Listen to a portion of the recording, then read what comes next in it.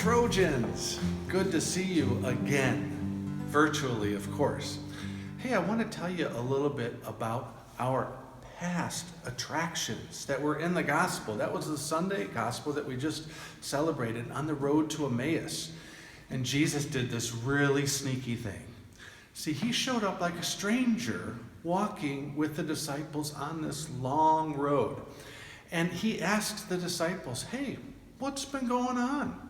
What's happening in town? And they said, are you the only visitor that has no idea what's going on in town? He said, well, I haven't heard what's happening.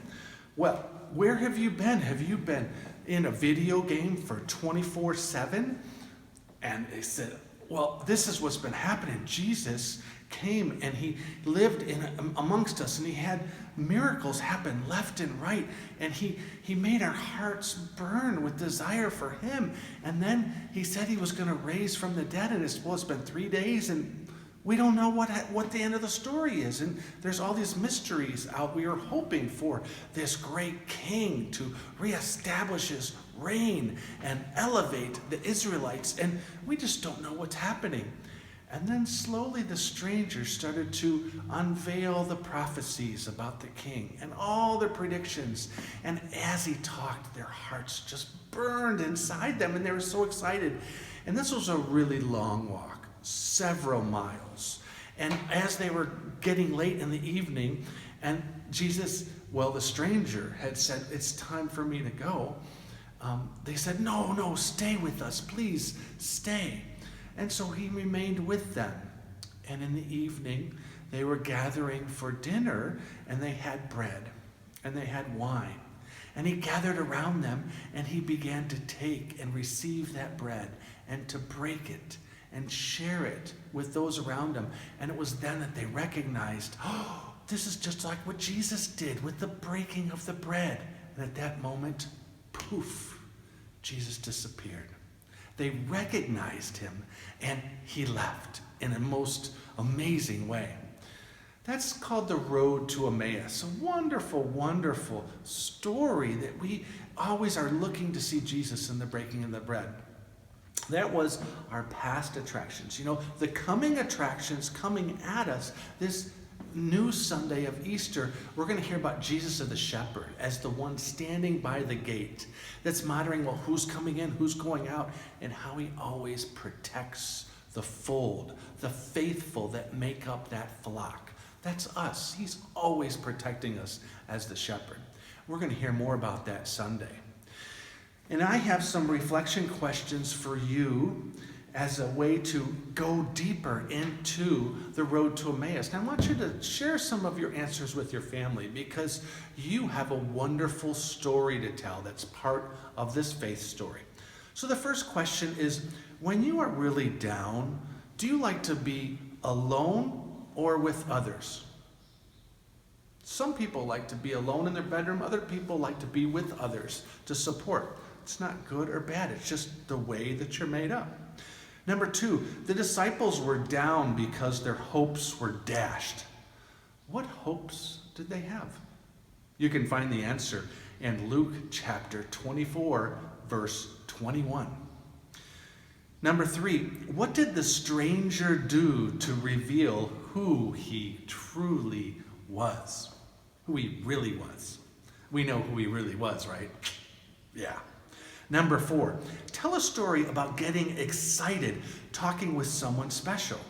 As the disciples revealed, were not our hearts burning within us as he talked to us? So who is it that you get excited to talk to? I think about wonderful conversations I have with family. And there was one time where I was revisiting with my cousin in Detroit Metro Airport. And we were both connecting for a flight going to our grandfather's funeral. And we were catching up on all the years and all the stories and all the growing up. And it was so much fun talking to my cousin that we missed our connecting flight sitting right in front of the gate for the airplane.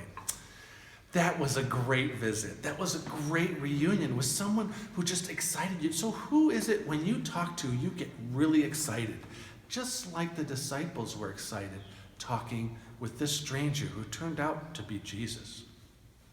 Number 5, if Jesus were to walk with you for a few miles today, what would you talk to him about? There you go. There's some reflection questions for you to take to your family. And we have a wonderful family circus cartoon where Dolly is explaining to the little one, PJ, the Easter bunny brings colored eggs, chocolate, and ham.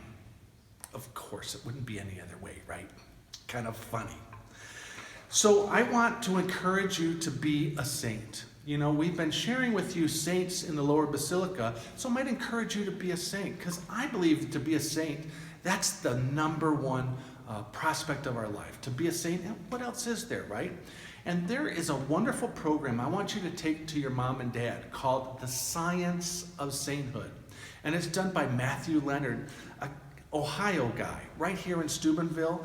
And he's offering all these videos to your family for free till June 1st. So I want you to really take advantage of it, because normally they never do this.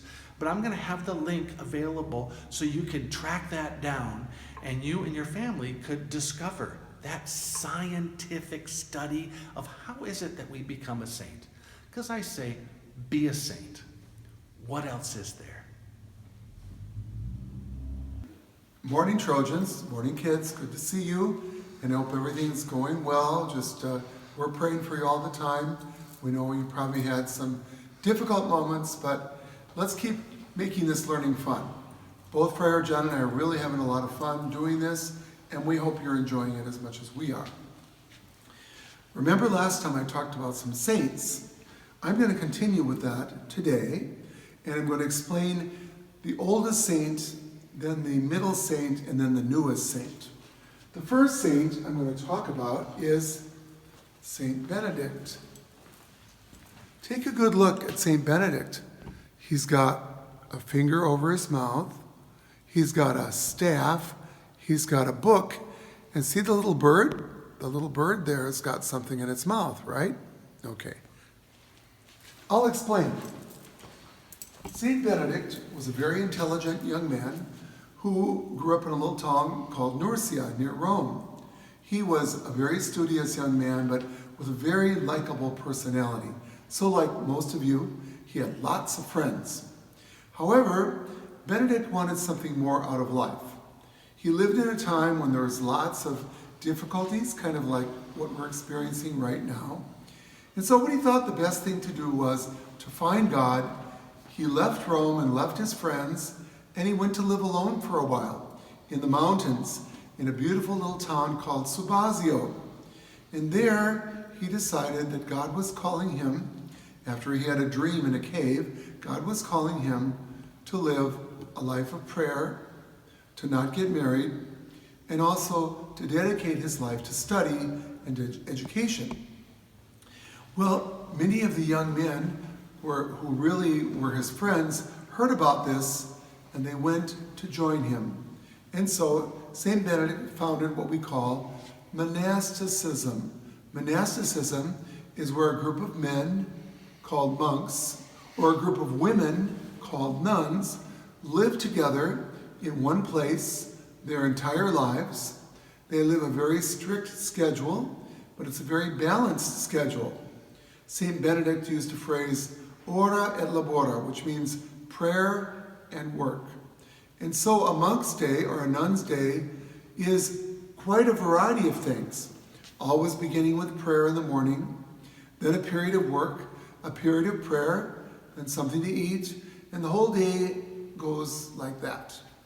Okay, now let's explain about St. Benedict. St. Benedict, because he was a reformer, he was trying to do some new things. Some people didn't like him. That's why this bird is here. This bird, okay, you can see it's a dove. One place where St. Benedict went, he was given a glass of wine and some bread that was poisoned by his enemies. And so, just at the moment he was about to drink the wine and eat the bread, a bird flew into the room, this white bird, this dove. It knocked over the glass of wine, and it took the bread and took it away. And as a result, the bird gave its life because obviously some of the poison touched the bird and it died. But Saint Benedict never forgot the kindness of that bird. Also, we have him going like this. What's this mean? Well, sometimes do your parents or grandparents ever say, shh? The reason for that was not to be unfriendly, but that his life and the life of his monks might have lots of silence in it so they could listen to God. So he is someone we pray to when maybe we're really distracted by our iPhones or by social media or video games and we have a hard time praying. We just ask, just like St. Benedict, to be quiet and listen to God. This long staff reminds us that, like a bishop, St. Benedict was also the leader of his spiritual flock, the monks. He was their pastor, and they were the sheep. He was the shepherd, they were the sheep. The book here is sort of the recipe of how he lived his life. It's called a rule. A rule, not like a ruler, but a rule. Not just rules and regulations, but a way of life. We Franciscans also follow a rule that was written by St. Francis.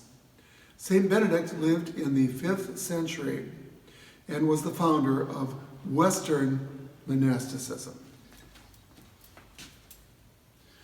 Now we have quite a different saint. This saint lived in the 16th century. His name was St. Vincent de Paul. Notice that he has children, poor children, children that were living on the streets. St. Vincent de Paul. St. Vincent de Paul was someone who grew up with lots of money, and he was very wealthy and comfortable. But as he studied for the priesthood, seeing the poor began to bother him. He had had everything he always wanted, nice clothes, plenty of food. He was also of the upper class of French people, but he felt the Lord was calling him to do something different. So he began to work with the poor children and poor families in the streets of Paris. He asked a woman friend of his, her name was Louise de Marillac, to found a group of women along with his group of men, and they worked together helping the families. St. Vincent de Paul founded the order of the Vincentians, and St. Louise de Marillac founded the order of the Sisters of Charity. And so St. Vincent de Paul is known for his love of children and of the poor. Finally, our most recent saint, Saint Therese of the Child Jesus, was born in a little town called Lisieux in France in 1873. She had no brothers, she had only sisters, and she was the youngest of all of them, and probably the most spoiled. Now you can relate to that, especially if your older brothers and sisters say to you, well, you're the youngest and you get away with everything. That's somewhat what happened to Therese. But she was so very much loved by her parents that she grew up in a very loving and supportive household. Her mother died when she was 12, leaving her father to raise the children.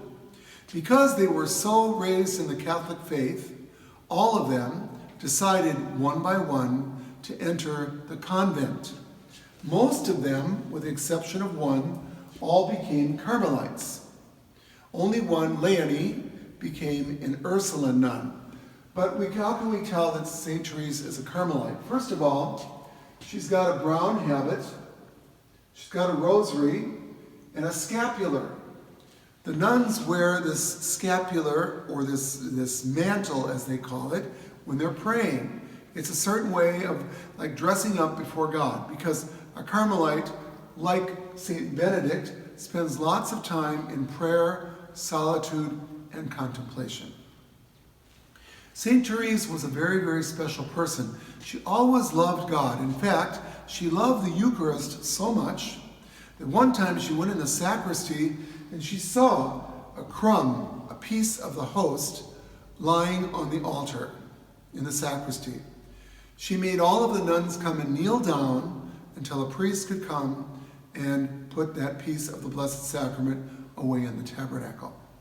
She was also known for, and this is really important that you pray to her for this, She was also known of someone who did little things, kind little things for people, even when she didn't feel like it. For example, when she was very young, there was an old nun in the convent, really old, like in her 80s or 90s, and she was crabby. And no one wanted to talk to her or deal with her. So St. Therese said, I will walk her from her room to the dining room. And of course, at first the old nun was crabby and mean and complained. But you know what Therese did? Every day she kept being very kind and very good to this crabby old nun. And in the end, the crabby old nun turned into a very sweet nun. So just remember that. Like I told you last week, when you want to hit your brothers and sisters or say something mean, pray to St. Therese. She gives us what's called her little way, that it's more important, as she says, to make her heaven by doing good on earth. And that's a really good phrase I want to leave you with. Really, really important. I'm going to repeat that. St. Therese says, I will make my heaven by doing good on earth. So think of that. When you do good little things like that, you are paving the way to heaven. And so God bless you, and you keep practicing little acts of kindness and goodness to one another, and I know that's going to help you and your entire family. You have a good day, and God bless you, and greetings from myself and Friar John. Okay, kids, I just want to remind you of this week's question. What is the name of the saint that is commonly known as Friar Broom or Brother Broom? Remember a couple weeks ago I explained that, so don't forget to send in your answer. And remember, I have to remind you as your teacher that you need to turn in your homework. You need to respond to these questions every week. This is very important for you, just as you are doing the rest of your homework until the middle of this month. You also need to respond to these questions. So please email your response to Friar John. Thank you.